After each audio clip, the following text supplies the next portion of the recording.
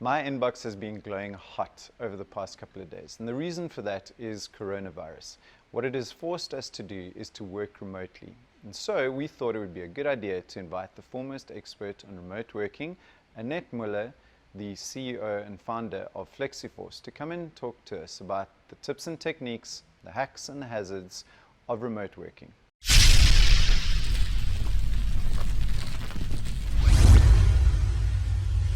Annette Muller, so good to have you on the Heavy Chef Show. I see we're practicing a little bit of social distancing here, which is very unusual, normally a little bit more cozy, but it's really awesome to have you here and to provide your input. Yeah, thank you. It's nice to get out the house. Yeah, it's quite a strange time. And I think before we get to the topic at hand, which is we're going to really dig deep into the whole idea of remote working, I want to just quickly get to you, your career, and what brought you to start Flexi Force. Cool. Yeah, I think from a young age I've been very fascinated by this concept of work, and just I grew up on a farm, and I think when I stepped into the career world, I remember one of the things I thought about as one of the most important factors when I applied for my first job was the office. And everyone looked at me and they're like, Annette, that's like the least important thing. And I was like, no, I'm going to be spending so much time sitting in this place from 9 to 5, 8 hours a day. Sure. And that kind of triggered my first, I guess, irritation with the way that the working world works, is that you have to be confined to this one space to work from every day. And maybe if you have a different style job, you could move around, but that was like the base camp. So that really sparked that curiosity in there must be a different way for people to work that doesn't entail you going to the same place every day, sitting in front of your computer. To add on to that, I realized very quickly that we're not going to get away from computers. We're going to work on it. And then what really sparked the start of Flexi Force was a little bit of a journey, but essentially just being able to be more flexible in where and when you work, feeding into, I guess, my sense of adventure and wanting to spend time with family and friends. So this was genuinely a case of you kind of scratching your own itch, so to speak, because it was something that you were passionate about, not necessarily as much of looking at the marketplace and seeing the need for it, which clearly there is, but it's really about answering your own need, right? Oh, absolutely. It was a very personal journey actually getting to that, because before that I ran a consulting firm which was office-based to a large degree, even though it entailed lots of traveling, but I just remember being so constrained to attend things.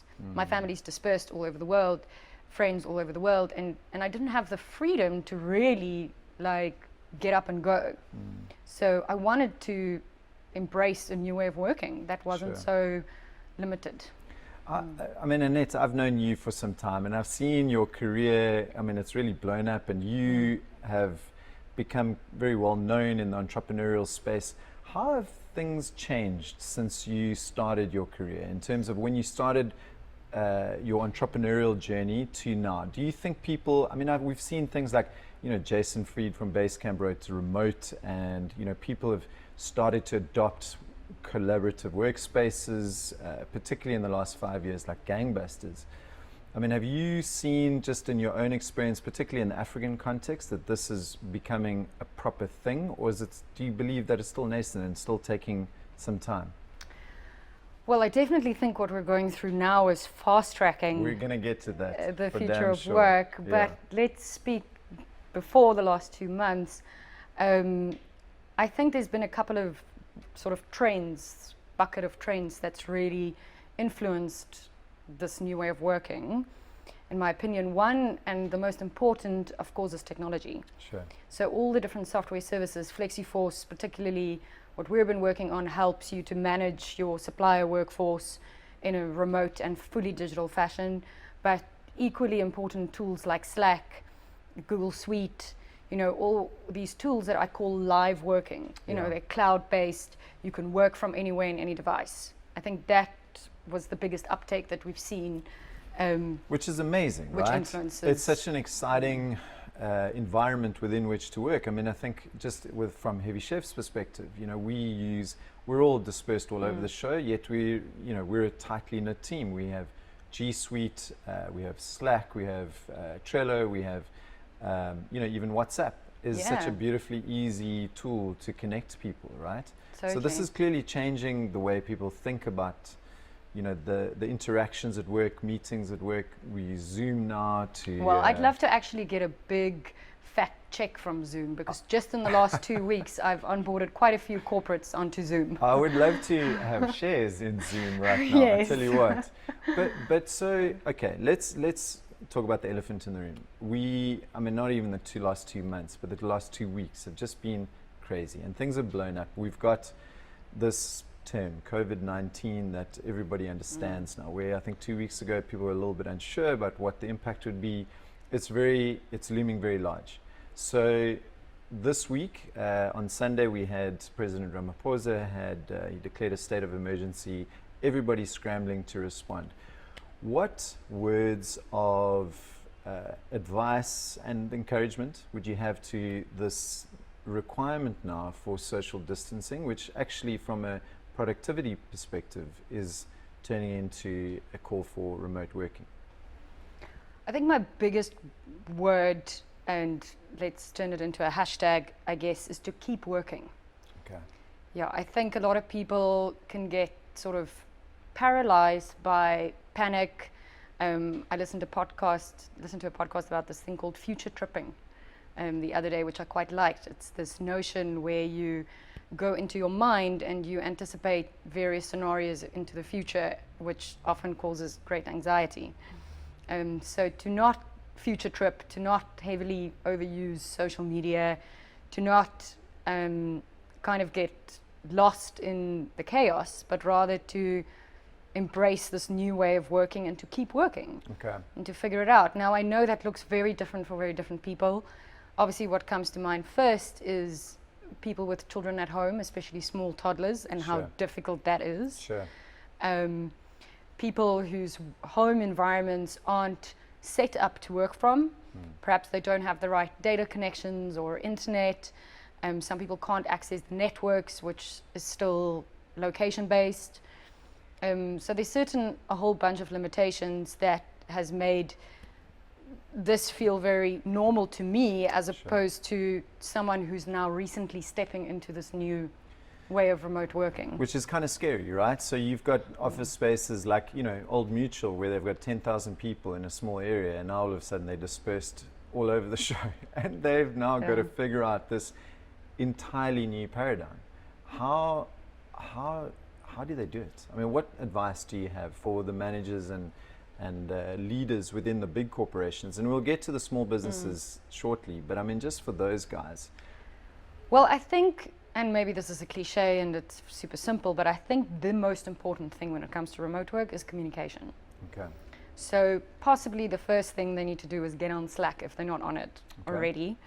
You'll probably find that sub-micro groups would have already formed WhatsApp groups if they're not enabled with Microsoft Teams or Slack. So I think within any remote working team, and now having gone through this process for the last 4 years of building a fully remote team, communication is key. That's the first step. And it's not communication the way we know it in the old world. Because remember, you're no longer with each other. So you have to mirror the water cooler conversations. And that's why when people talk about a tool like Slack, Slack is actually so much more than just the software. It's the Slack culture. It's just Slack it to me. That's what it's become.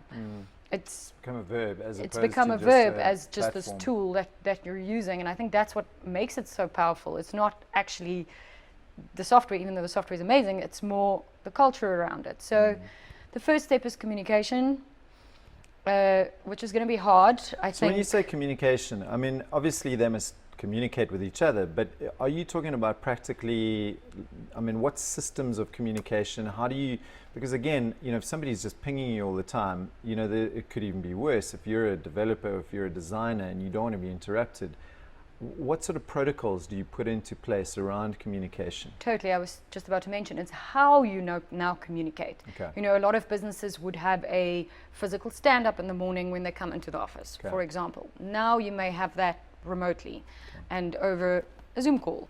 The next thing to think about is, how are you going to share the work that you've done? How are you going to get feedback on the work that you're presenting?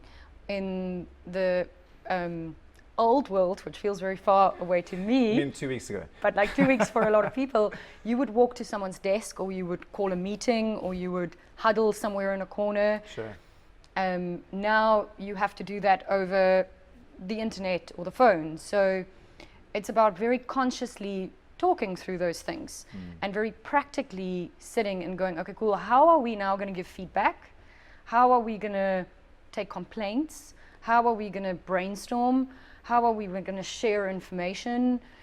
How are we going to support each other? How are we going to check in and ask how each other's doing? So I think that's the biggest hurdle to overcome, to set up those ways of communication, i.e. when you communicate, how you communicate, and then what tools you use for which parts of it. You know, Slack, I find, is your sort of DNA that pulls it all together, but you will have to rely more on your project management tool, or your feedback tool, or your digital like documentation tool, or whatever it is that is now going to replace literally those printed pieces of paper. For sure. I think there's structures and mechanisms and systems and protocols in place in the real world that, I mean, and let's face it, there's going to be a time that we're going to all go back to work, and well, hopefully, hopefully this doesn't become like the zombie apocalypse. But the reality is, there's going to be a time where we all get back together. We all kind of coalesce back into, I suppose, a new old world, right? And we will have this lens of remote working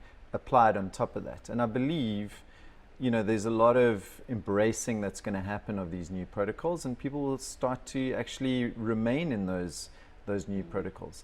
But if we look at that, then what are the, I think, the tools that you would, if you were to provide a starter pack for a, and I mean, I guess this is what you do, right? So a starter pack for businesses to get started on this remote working journey, what would the kind of the premium tools that you would advocate?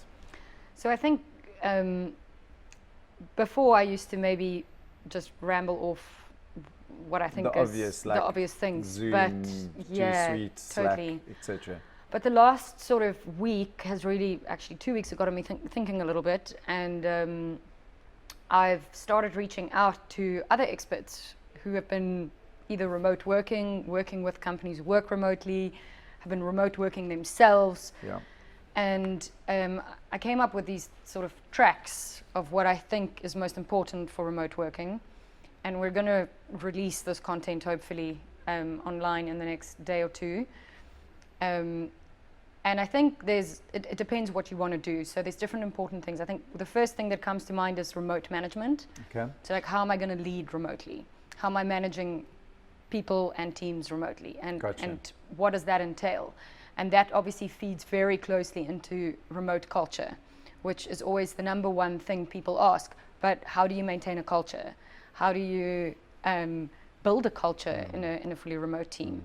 That's a very good point. Yeah, I mean, it's you're disconnected, so how do you foster that correct. in the digital and world? It's totally possible, and there's companies that have been doing it successfully for years now. Okay. So no fear there.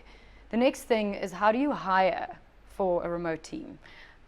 As you mentioned, hopefully this whole pandemic will pass over relatively quickly, but for those companies who may find some of the benefits in both productivity and less costs, if it's something you're looking for the future, you're going to have a different criteria by which you now hire, because remote working isn't for everyone. So when you have a fully remote business, it becomes a hiring criteria. So how do you hire for remote team members? So how do you know when someone is remote working friendly? Sure. Because again, it's not for everyone. Some people don't enjoy remote working, and they need the physical environment and structure and people to operate within. So that's the second part. The third part is remote learning and education.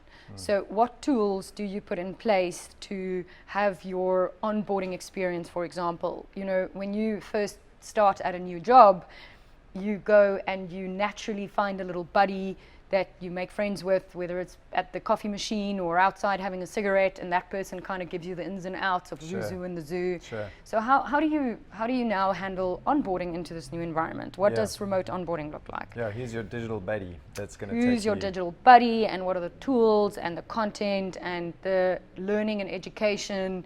You know, like, how do you get onboarded onto the software that you're using in the absence of sitting next to someone showing you? Gotcha. So remote onboarding. Very Again, important. totally possible, right? Totally possible. All the stuff, we've done this in our company. It's fast. It's completely different. A girl that has come to work with me, which I respect greatly, Andrea, she uses this term. Some people find it offensive, but please don't. It's just a term we came up with. It's called a corporate migrant. So if you go, if you migrate from this Why would big, anyone feel that that's offensive? I don't know, anyways, if you go from this big corporate structure environment, which is, you know, comes with all of the dynamics, and Yeah. all of a sudden you're in this environment now, like, what are the differences? So then it's the individual. That's the next pillar. It's like the individual. What is that individual going to experience? You know, something I experienced when we did these talks on flexi working and, you know, going potentially being a freelancer, which is another layer of remote working, Yeah. being independent and on demand as well. What does that entail? And a big thing that we came out with, when people start saying to their team members, okay, you know what, you can now choose when you want to work and what you want to work. And Monday morning arrived and people were like, I didn't know what to do. I don't know what to do right now. Like, do I go to the beach? Do I read a book? Do I go sit by my desk? And I think there's possibly a lot of people right now that are experiencing that. Like, Sure. like, what do I do? Okay, do I open up my laptop? Like, there's no one looking Yeah. if I'm working. Yeah, Like, yeah. should I be working? Do I feel the guilt? Like, am I working out of guilt or am I working out of productivity? So I think that's at an individual level.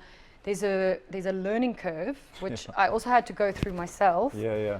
to get to that point, to trust yourself that you are productive and that you work when you feel most productive. And sometimes you feel like you're in isolation ward, right? Like my whole Instagram channel now, my stories are all about like, what the hell do I do with my time and my energy, and, you know, how do I keep myself productive? And it becomes like a little bit crazy making, right? I know. How do you structure your day? But, and this is one of the big reasons why I even went down this path, and you mentioned it right before when we had a chat.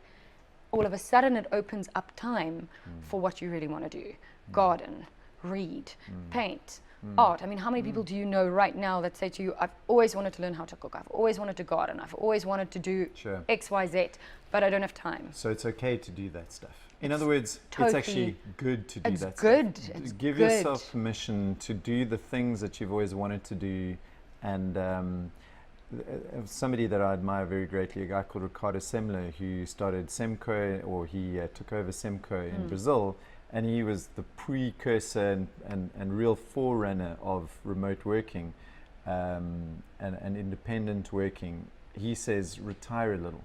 So in other words, instead of putting all these things to the end of your career, he says every day, retire a little. Do that thing. Learn how to play the guitar, learn a language, you know, go to the beach, go for a swim. Give yourself permission to do those things because life is short.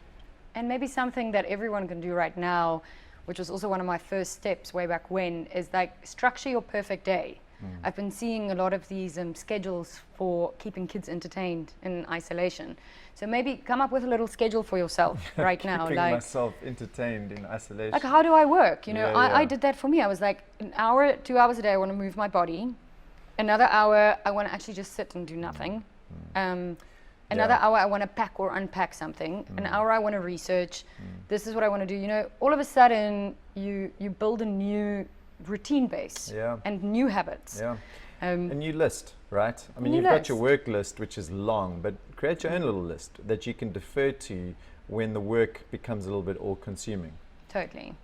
So I think that segues quite neatly into mental health, which I think if anyone's looking at social media right now, I would be a little bit concerned about mental health because Yeah. everybody's gone a bit crazy. And I think, I mean, obviously pandemic if there's ever a good reason to be anxious, this is one. If we lean into that topic, what advice do you have for the people who are usually distracted by the routine of normal working hours, now suddenly have to kind of live with themselves in their own heads, and remote working really casts a lens on that?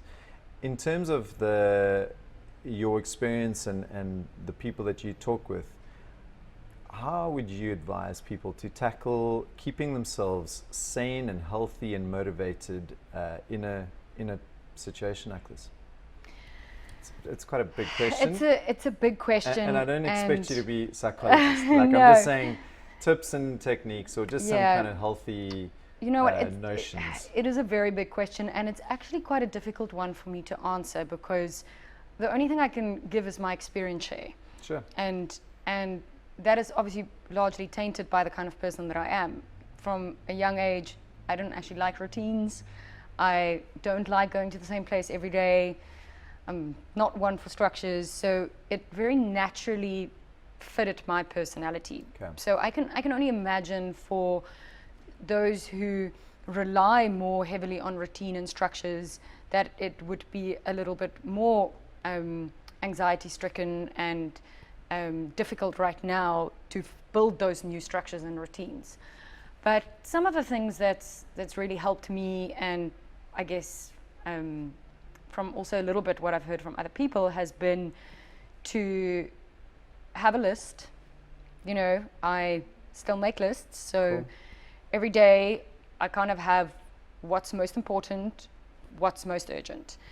And I know Carolina, she's one of my friends, but also been working remotely all over the world for the last how many ever years. She's also your housemate, right? Yeah, Okay, yeah. gotcha. So I kind of have this flexi working house here in Clifton with a beautiful view, and Awesome. often on every day there's like lots of people working remotely. People come into the country and out. It's this amalgamation of flexi workers.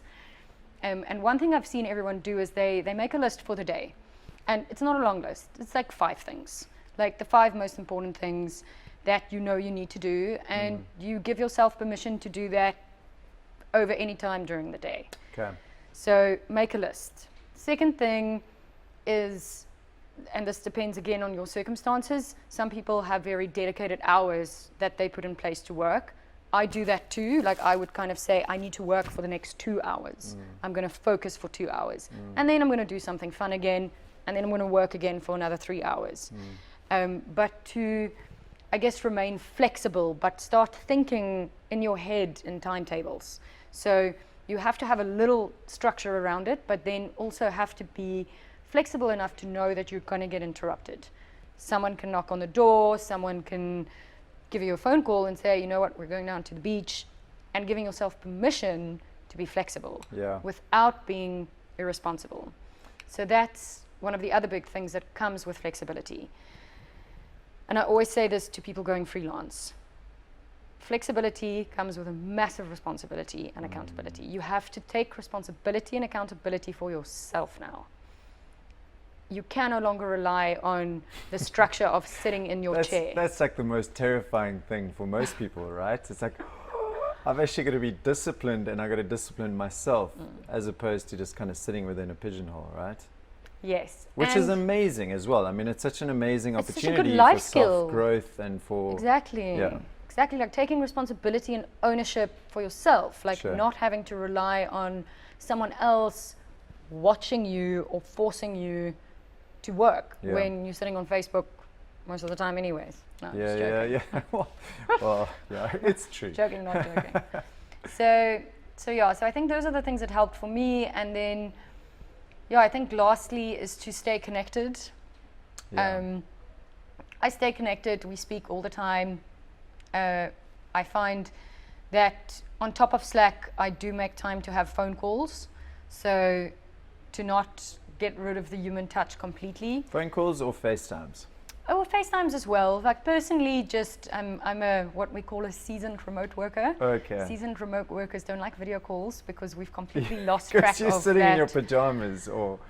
You know, Or I think you costume go on the through a beach. journey. In the beginning, you reach that point where you have to get up and get dressed because otherwise it's like 2 days and you haven't changed. That's not healthy either. So quick question on that, because I see that with every single list of things that you got to do. The first is get changed, like Yeah. get dressed, like, you know, put in that tie if you wear a tie, or do whatever it is, and then go and hobble over to your Yeah. little desk in the corner. I and think sit that's a there. tool for beginners, if I can call it that. Like Okay. in the beginning, I also did that. Okay. I got up, I do this, and I made all these little rules. I don't work from bed. I don't do this, I do this. I created these little structures. But as you become more mature, I think in your remote working, you become more comfortable and able to self-manage. Brilliant. So like now, for instance, I'm at the point where I don't really need to do that. Some days I do work in my pajamas and it's fine because I know I'm not going to get stuck Sure. because I've learned those skills to not get stuck. I've also learned to give myself permission to do something out of the ordinary during the day and not feel guilty about it.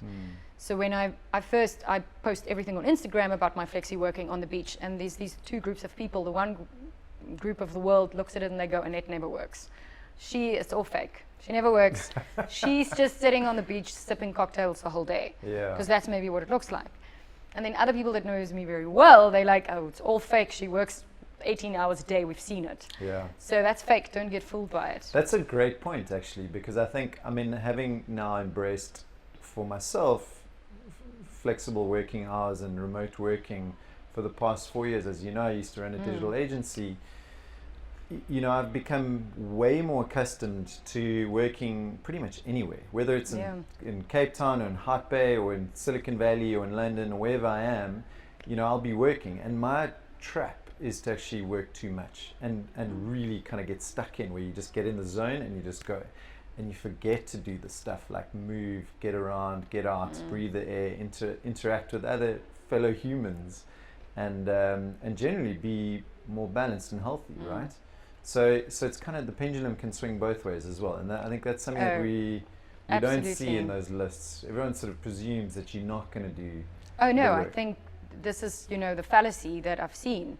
Flexibility increases productivity, not the other way around, especially with type A overachievers. Like if you have a high performing team and you trust people and you've hired really well, those people are going to work more because they value their freedom and flexibility. It's a good point about trust, by the way. Yeah. Just to put a pin in that, I mean, I think there's a thing around managers where they think, oh, I'm not going to get the productivity from my workers because I'm not going to be over their shoulders. But that's not true, right? Yeah, so I call it the 3T leadership for remote management. Trust, transparency, and time.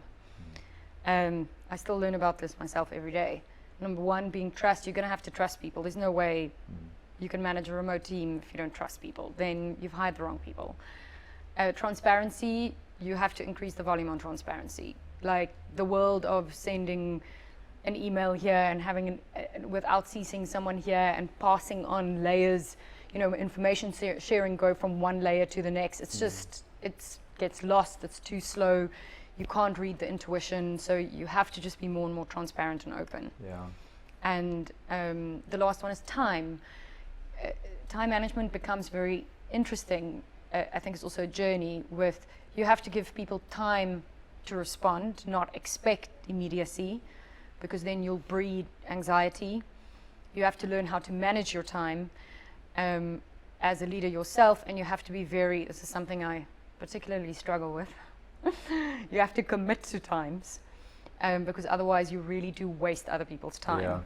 Yeah. It's a big point that I've seen in a lot of friends of mine as well, is that because they're so used to getting stuff done themselves, they work in their own schedules as opposed to, and it's really, I mean, just to be frank, it's about honoring other people's time. Absolutely. And it's not just about you and your schedule and getting stuff done, which sometimes supersedes the value of other people's times, right? And Totally. sticking to times is super important.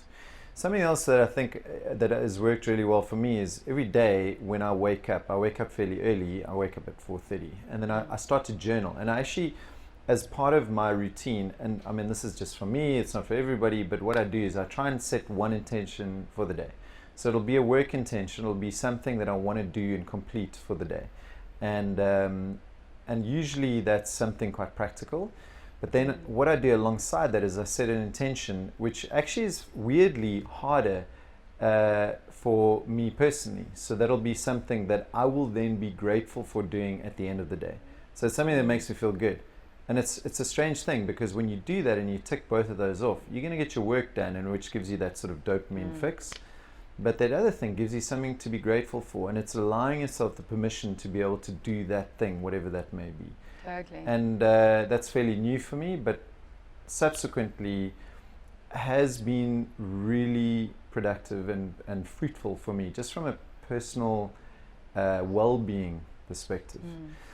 So, Annette, just to close off, and I think obviously we're getting to the, right into the middle of this pandemic and all anxiety around it. I mean, what advice do you have that you felt, and through all the conversations you've undoubtedly been having in the past week or so, what would be the most salient piece of advice for our community of heavy chefs, entrepreneurs and intrapreneurs out there? Yeah, I mean, I think speaking like a true entrepreneur, I think it's about staying calm and seeing the opportunity.